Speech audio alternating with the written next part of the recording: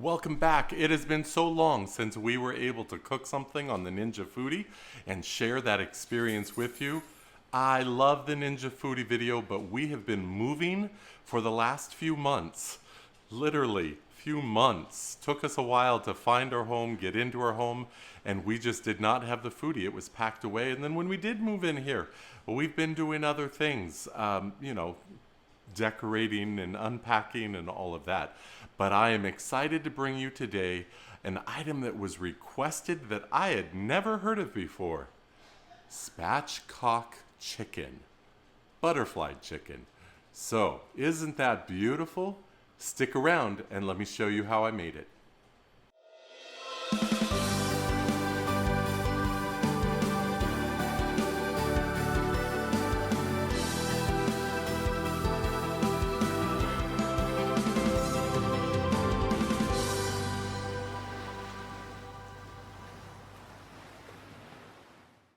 It has been way too long since we've done a demonstration of some food, cooking something in the Ninja Foodi video.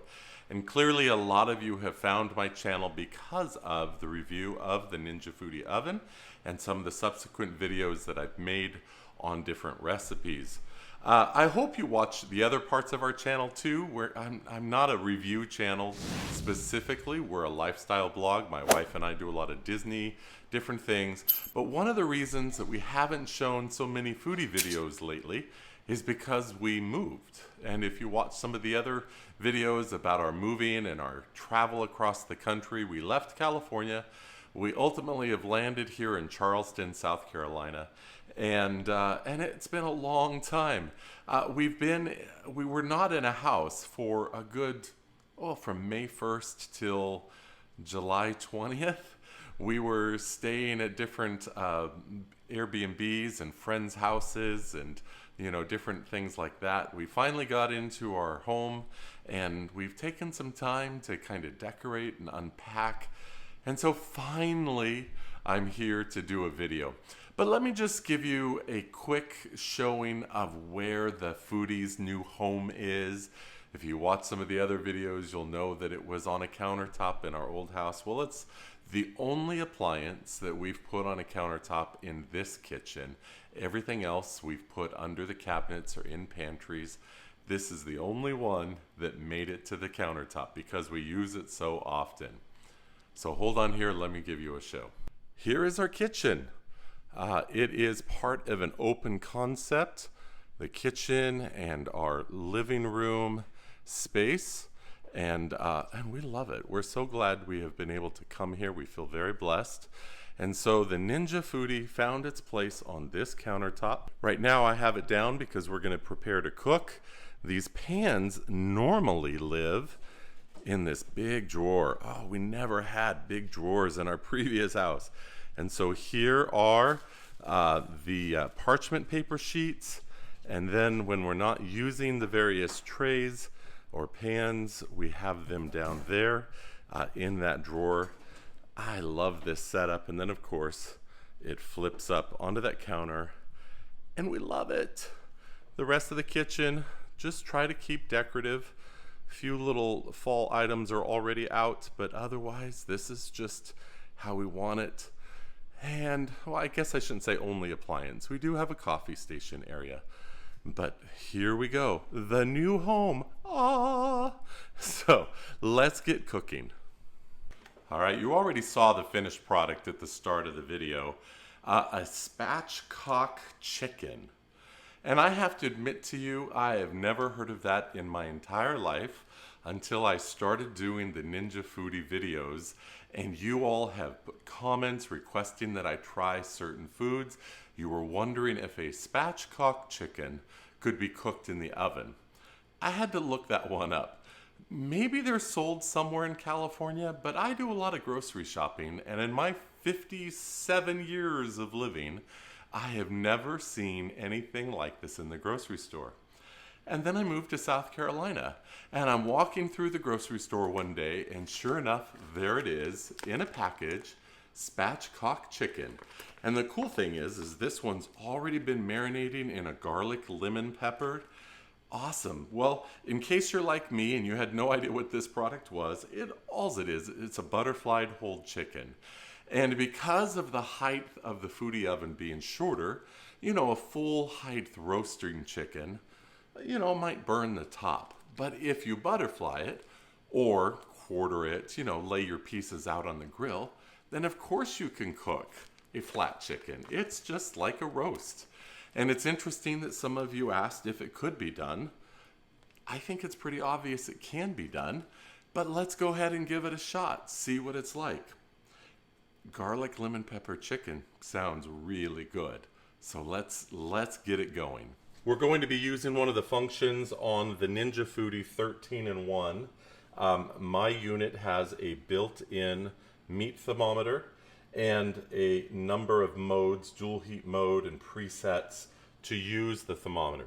You can use earlier models that do not have this, use a meat thermometer, or just open up the oven and cut the chicken to see if it's done. The point is you want to make sure chicken gets fully done and has a good cooking temperature inside. But I'm going to show you how to use this mode. This model has the sear plate, and the sear plate needs to be preheated. So we're going to do mode, dual heat, and then I want to select the sear crisp. I do that just by rolling down here. But sear crisp, which is lit up, and I want to do the temperature at 325 for the chicken.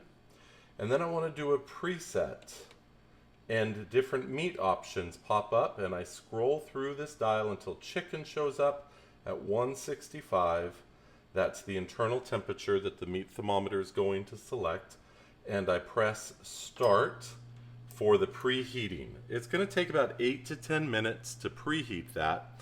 And while it's preheating, I'm going to take the chicken out, put it on a plate, have some tongs ready to set in there on the hot sear plate, and of course insert the thermometer.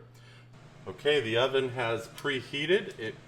The thermostat says that the current temperature is at 75 degrees, which is actually pretty accurate because our house is set at 75 degrees. With our fans running, that's actually more comfortable than I thought it ever would be. It's nice. So that's picking up air temperature. But we, of course, don't want it for air temperature. We want it for the meat. And so here is our chicken. And I'm going to insert this into the thigh, the thick meat of the thigh. That's the thickest part of the meat. And then we're going to place it in the oven, skin side down, cook it for 10 minutes, and then flip it over and let it finish to the end. Pull this out slightly. Be very careful that it doesn't come out all the way on you.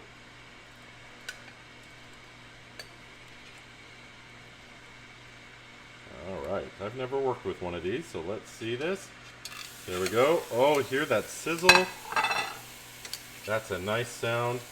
Slide that in and close the door and set your timer for 10 minutes.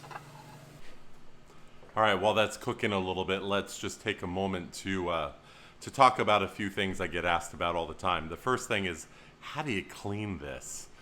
I will admit to you that my level of cleaning the inside is not as extreme as maybe some people are. A lot of people want to clean their oven so that it's like new all the time. I'm not that picky. I don't know. Shame me, guilt me, judge me. I don't know. I just do a wipe down every once in a while. I do clean off the grills and the racks and clean off the crumb tray as best as I can. The crumb tray is a flaw.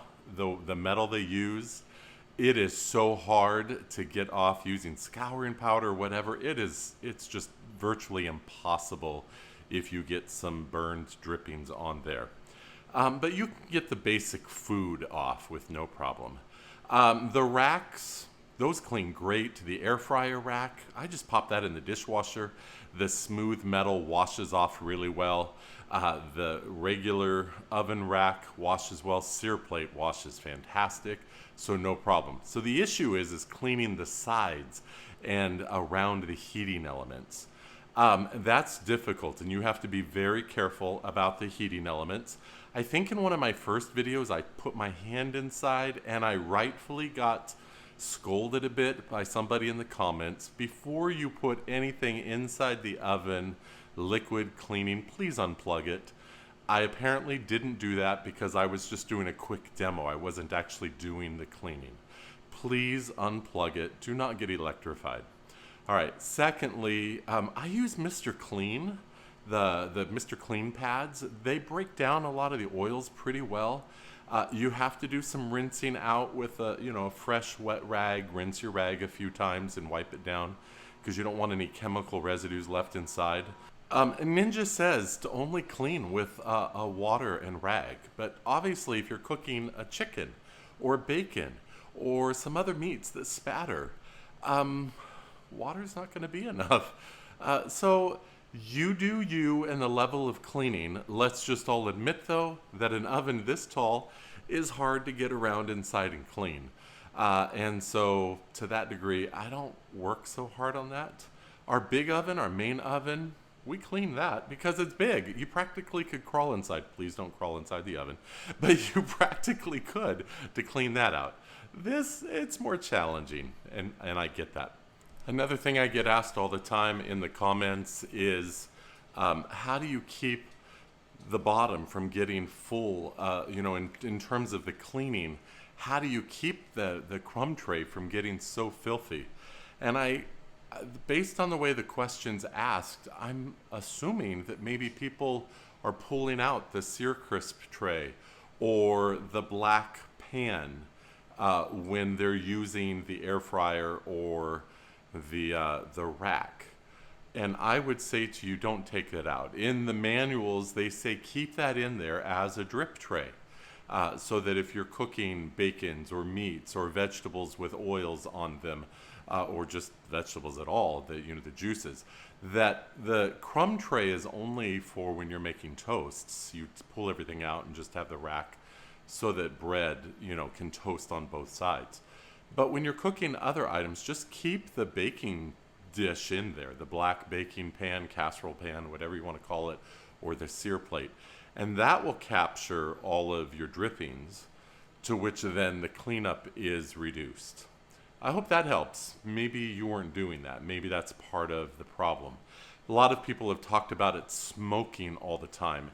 And that also leads me to believe that you're taking the tray out and the drippings are dropping just on the heating elements. I never have a smoking issue, and maybe that's why. I always keep that tray in there. So that's my tip for you, just in case you weren't doing that. I'd consider doing that. Okay? All right.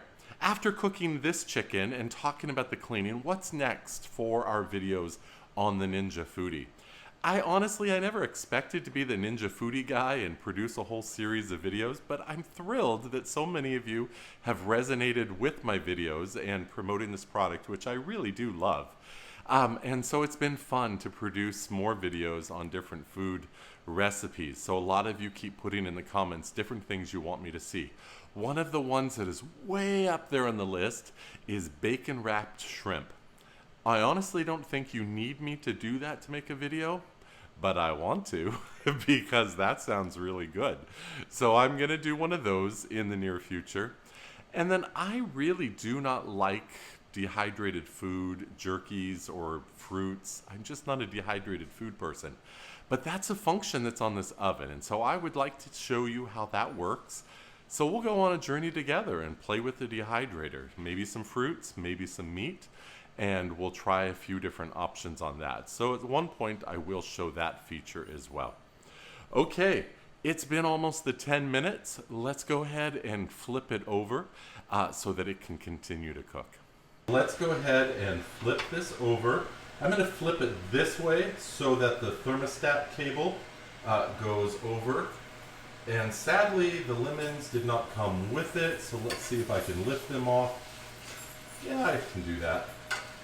Depending on what you put on your recipe, you may not have lemons or something like that, but I want to serve it where it's pretty.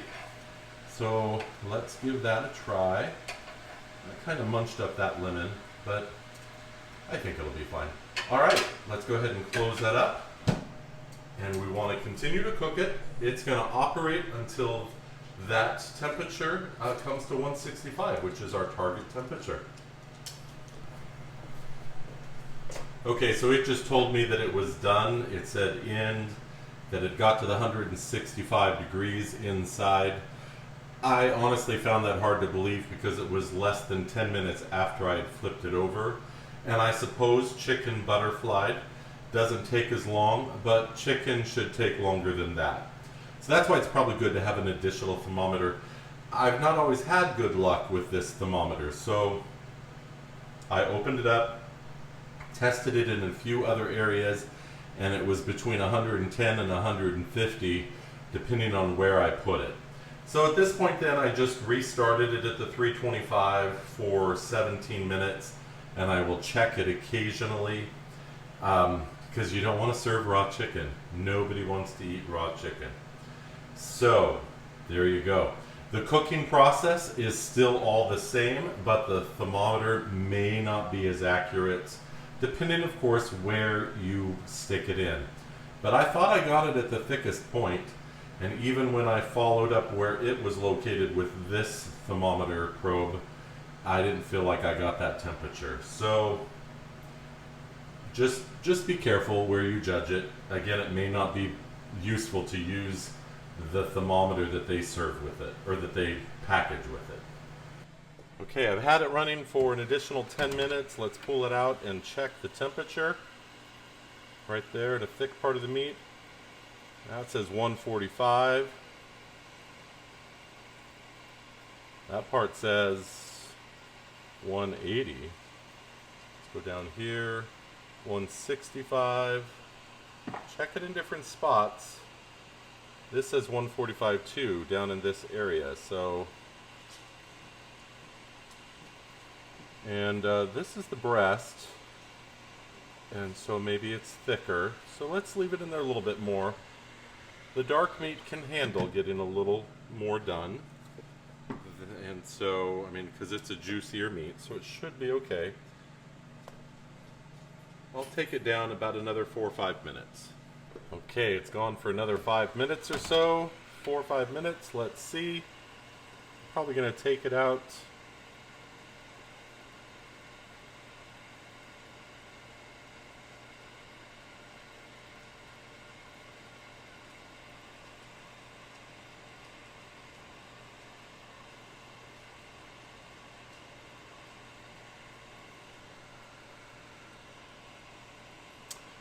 Yeah, I'm getting the right temperature, so that's great. Let's go ahead and take that temperature out. By the way, this is a Thermopin 1 thermometer. They don't sell it on Amazon, so I don't have a link below, but if you go to ThermoWorks website, you can buy directly from them. And I like the design of that. Okay, now, this idea of 10 minutes on one side and then flipping it, I got that idea from, or the recipe from, what came included with the manual, or the inspiration guide as they call it, with the Ninja Foodi. And so that was from them on how to cook this. But of course the meat came already marinated. I didn't use their recipe. But it says to take it out and let it rest for a few minutes on the sear plate. And of course letting it rest is what you do with any meat as you cook it. But doesn't that look great? It's just browned nicely. The lemon's got a nice char to it. I'm going to transfer this to a plate and show you what it looks like. Okay, it is rested for a little while, and I've transferred it to a serving plate. Isn't that beautiful? I can't wait to cut into that and give it a try. Well, I wish you could smell it. It just smells so good. Let's cut into this. Yes, perfect. Oh, look at that. Perfectly done. No pinkness there. Just nice, good chicken breast. Let's give this a try. That's nice. And of course the flavoring, I had nothing to do with. It's not a recipe that I did. But the chicken is cooked well, and I think it's a great success. Well, if you've watched here all the way to the end, thank you so much. I hope you enjoyed that. Successful recipe, successful cooking on the Ninja Foodi oven. Again, I love this oven so much. I'm so glad that we purchased it, and I hope that you're inspired to try some new things. And thank you again for watching. If you liked this video, would you press like?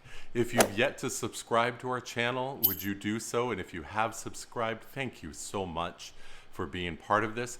Check out our other videos. Again, my wife and I, we do more of a lifestyle blog. The Ninja Foodi is just a small part of everything that we do. Check out the tour of this house when we moved in, our reasons for moving, and our journey. And in a short while, we'll be posting a video tour of the house, an update of what we've done in the first couple months of living here to make it ours.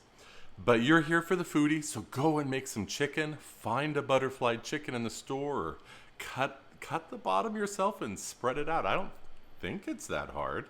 I don't know. But enjoy. Bye-bye. Be good to others.